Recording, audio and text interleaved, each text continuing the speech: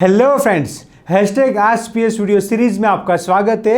I am Paresh Solanki, international export import trainer and exporter. आपको export import related कोई भी query है, वीडियो के नीचे कमेंट कर सकते हो, उसका आंसर मैं यहाँ पे वीडियो के माध्यम से आपको दूंगा। फर्स्ट कमेंट है मिस्टर हतांश का। Sir, CIF the risk is borne by the importer after the product is on board, but still the insurance is paid by the exporter, meaning that the risk is importer but insurance is taken by the exporter for the importer risk.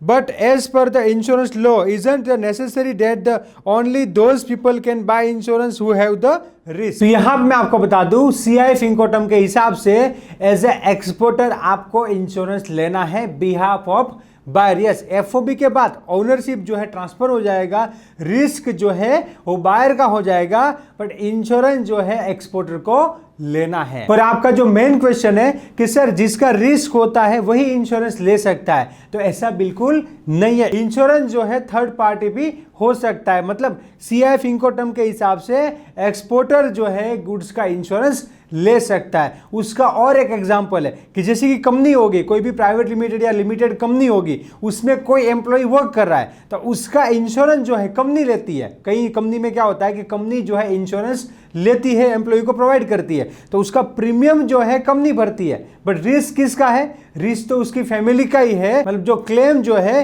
वो employ की family करेगी। समझो, कोई company है medical insurance देती है तो उसका एक क्लेम आएगा, तब कंपनी नहीं क्लेम करेगी, उसकी जो फैमिली है वो क्लेम करेगी। कोई कंपनी है वो लाइफ इंश्योरेंस कवर देती है और बंदे की डेथ हो जाती है तो क्लेम जो है कंपनी नहीं करती है, जिसका इंश्योरेबल इंटरेस्ट होता है उसकी फैमिली करती है। तो यहाँ पे भी हम एक्सपोर्ट करते हैं, CIF एक्सपोर्ट करते हैं, बिहाफ ऑफ बायर हम इंश्योरेंस लेते हैं। अगर कंट्रैक्ट डूब जाता है तो क्लेम जो है बायर करेगा। नेक्स्ट कमेंट है मिस्टर नावेद का। What is the charges of ECGC for the onion 40 feet container for Dubai? तो यहां मैं आपको बता दूं, एक्सपोर्ट होने से पहले आपको ECGC का इंश्योरेंस लेना रहेगा। उसमें जो चार्जेस है वो डिफरेंट है। आप कौन सी पॉलिसी लेते हो उसके हिसाब से चार्जेस रहता है। जनरली जो है जो भी गुड्स होता है उसका 0.5% से लेके 1% का जो है ECGC का प्रीमियम रहता है। कोई रिस्की कंट्री है तो उसका 1% प्रीमियम रहेगा, कोई अच्छी कंट्री है, बिजनेस रिस्क कम है तो उसका प्रीमियम जो है 0.50 पैसा भी रहता है। तो डिपेंड रहता है कौन सा आप पॉलिसी ले रहे हो, large exporter, medium exporter, small exporter या फिर पर्टिकुलर कंसाइनमेंट बेस्ड आप पॉलिसी ले रहे हो, उस पर पूरा चार्जेस जो है डिपेंड रहता है। नेक्स्ट कमेंट है मिस्टर सचिन बंसल का। Sir, I want to export desi ghee butter made of cow milk. I have supplied to gather any quantity but I don't know about the exporting process. I am very new in this. Would be great if you can help me to start my export import business.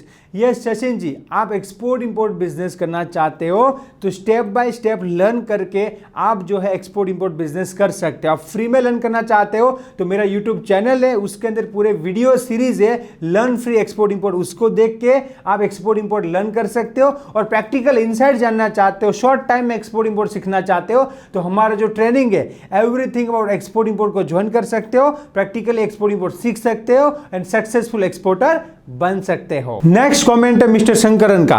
Sir, to my knowledge most importer in Al Aweer central fruit and vegetable market are doing on commission basis only. How to find approach fix price importer? Sir, तो आप fix price में export करना चाहते हो तो जो buyer Dubai का है उसे बोल सकते हो we are not working in commission, आपको फिक्स प्राइस में काम करना है तो हम आपको एक्सपोर्ट कर सकते हैं। अगर वो मना करते हैं तो आप जो है दूसरी कंट्री के अंदर एक्सपोर्ट कर सकते हो, जैसे कि सिंगापुर हो गया, मलेशिया हो गया, बांग्लादेश हो गया, नेपाल हो गया, कतार हो गया, सऊदी अरबिया हो गया। ये जो कंट्रीज है इसके अंदर भी आप जो है fresh food and vegetable export कर सकते हो। और भी सबसे बढ़िया है वो है by air fresh food vegetable.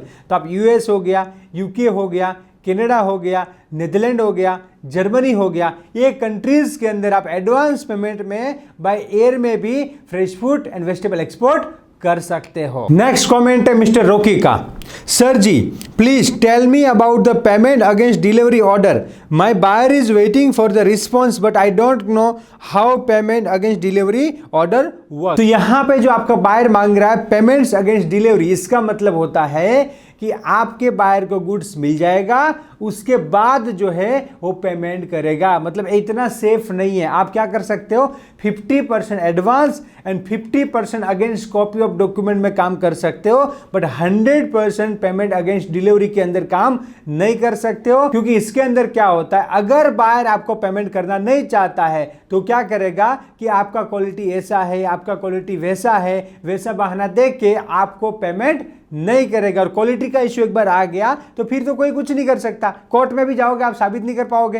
तो ये प्रैक्टिकल चीज है, मतलब ये प्रैक्टिकल चीज है कि आपके साथ फ्रॉड हो सकता है। तो देखिए आपको क्या करना है, एडवांस में काम करना है। यस, एज ए एक्सपोर्टर आप एडवांस में काम कर सकते हो। इंडिया से फ्रेश फूड एंड वेजिटेबल उधारी में बहुत ज्यादा एक्सपोर्ट हो रहा है, तो मैं आपको बता दूं उधारी एक्सपोर्ट आप बंद करके एडवांस में काम करना शुरू कर सकते हो। और सभी लोग ऐसा करेंगे। देखिए मैं आपको बता दूं, सभी लोग ऐसा करेंगे कि कोई उधारी में गुड्स एक्सपोर्ट नहीं करेगा तो फिर बायर को एडवांस देना पड़ेगा। एज एक्सपोर्टर यहां पे टीम में काम करना पड़ेगा, जिससे यहां पे एडवांस में पेमेंट मिलेगा। नेक्स्ट कमेंट है मिस्टर एमडी इलियास का, बहुत ही अच्छा कमेंट है।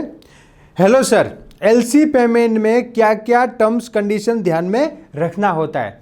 देखिए आपको एलसी पेमेंट में एक्सपोर्ट करना है, मतलब डॉक्यूमेंट सबसे इंपॉर्टेंट है। तो आपको यहां पे क्या ध्यान रखना है कि जब भी आप एलसी में एक्सपोर्ट करते हो तो सबसे पहले वही डॉक्यूमेंट एलसी में एक्सेप्ट करो जो आप बना पाते हो। कई बार क्या होता है, बायर जो है कोई टेस्टिंग रिपोर्ट मांग लेता है पर्टिकुलर लेबोरेटरी का, जो इंडिया के अंदर है ही नहीं, वर्क ही नहीं करती है। तो फिर क्या होगा, वो मतलब निकालना मुश्किल हो जाएगा ना। विदेश में सैंपल भेजना है तो सब मतलब अच्छी बात नहीं है ना, मतलब खर्चा हो जाएगा और ये मुश्किल हो जाएगा। उसको बोलो भाई एसजीएस ये दुनिया की अच्छी अच्छी लेबोरेटरी इंडिया में भी अवेलेबल है, बट ऐसी लेबोरेटरी मांगता है जो इंडिया में अवेलेबल नहीं है। तो पहले से आप बोल दीजिए, उसको बोल सकते हो कि भाई इसके बदले हम तुमको जो वर्ल्ड वाइड अच्छी एजेंसी है जैसे कि एसजीएस हो गया, उसका रिपोर्ट हम तुमको देंगे। एलसी के अंदर क्या होता है कि एक बार एलसी डन होगी उसी हिसाब से आपको डॉक्यूमेंट बनाना पड़ेगा और जो है अपनी बैंक को देना है, अपनी बैंक बायर की बैंक को देगी और बायर की बैंक जो है डॉक्यूमेंट पे आपको पेमेंट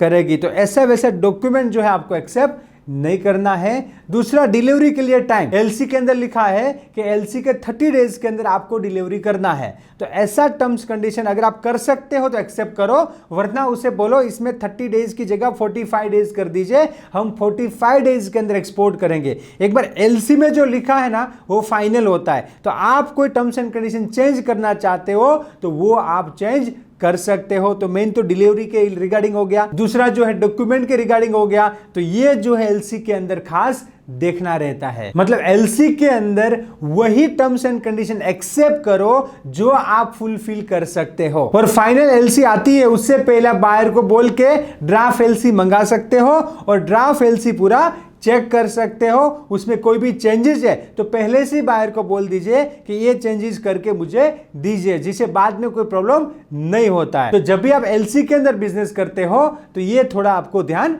रखना है। नेक्स्ट कमेंट है फूड बैंक का।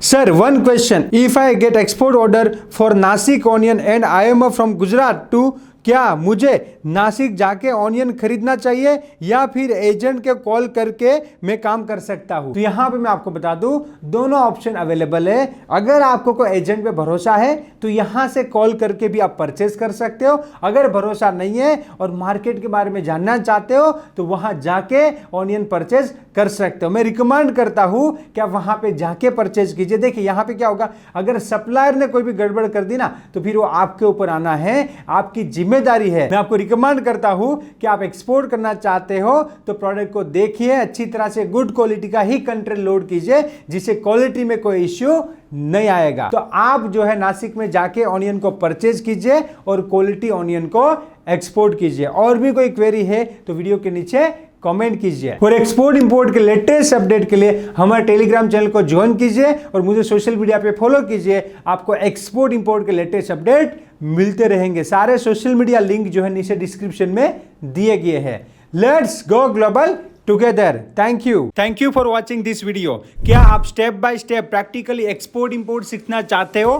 Then join advance level export import practical training, everything about export import, जिसके अंदर 100% एक्सपोर्ट इंपोर्ट सिखाने का गारंटी है with life time support. To registered call now.